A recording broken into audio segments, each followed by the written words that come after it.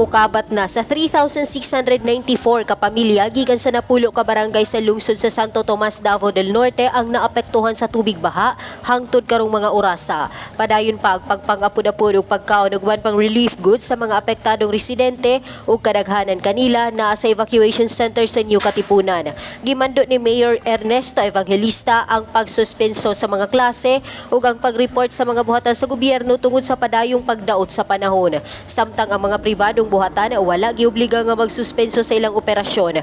Gisaysay ni Municipal Administrator Attorney Elisa Evangelista sa Newsline. As of 4 o'clock in the afternoon, so we have already reported around for 5,894 families na naapektuhan sa katong pagbaha.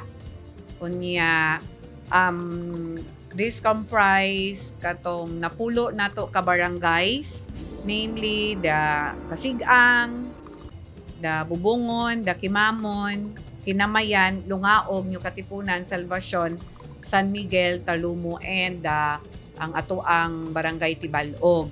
So ongoing ang atoang relief operations. In fact, this afternoon, naabot na sa ato ang request from the DSWD Region 11 through kay PRRD, pinaagi sa iyahang Regional Director sa DSWD, si Attorney Vanessa Gopong. And then, ongoing pod ang reassess and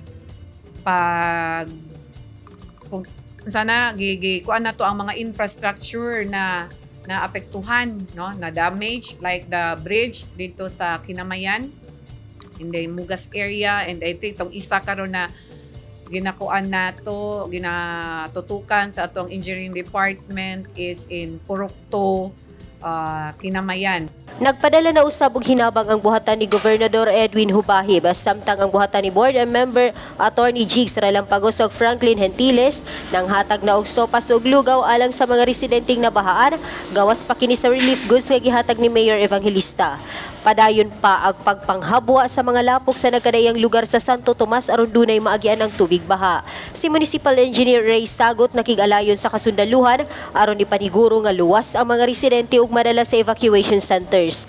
Dili lang ang lungsod sa Santo Tomas ang nabahaan. Kagabi, hinay ang usad sa mga sakyanan gikan sa kilometer 20 sa buhisan ilang hangtod sa palengke sa Tibungko tungod kay miapaw na sa karsada ang tubig baha nga dunay dala nga mga basura.